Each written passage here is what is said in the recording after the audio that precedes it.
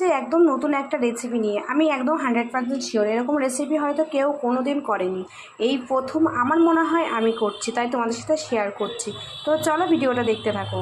আমি এক এক করে দিয়ে দেবো। প্রথমে দিয়ে দেবো আলু, তারপরে দিয়ে দেবো এটা হচ্ছে কী শাক বলো তো, পাট শাক। পাট শাকটা দিয়ে দিলাম।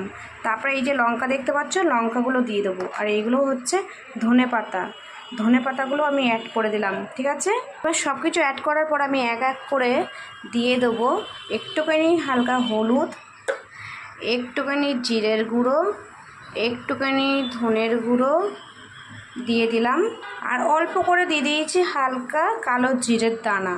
এইবারটা আমি দেব তোমার হচ্ছে এর মধ্যে বেসন। আর এটা কিন্তু আমি করব বড়া আলু দিয়ে, আলু, বেতো শাক, বেতো শাক না, পাট শাক, ধনে পাতা, কাঁচা লঙ্কা দিয়ে আমি করব হচ্ছে এটাকে বড়া। স্কুলে যাওয়ার সময় বলেছে, মা আমি স্কুল থেকে এসে যেন দেখি নতুন তুমি কিছু বানিয়েছো আমার জন্য।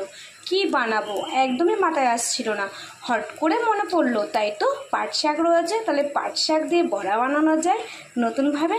আমার ছেলেও খুশি হয়ে যাবে আর ছেলের কথাটা কাটাও হয়ে যাবে। তার জন্য তোমাদের সাথেও শেয়ার করলাম। ছেলেকে তো খাওয়াবোই, তোমাদের সাথে শেয়ার করবো না এটা কোনো হতে পারে? তোমরা যদি বানিয়ে থাকো তাহলে তো ভালো, আর না বানিয়ে থাকলে অবশ্যই ট্রাই করে দেখতে পারো। তো চলো, টাটা।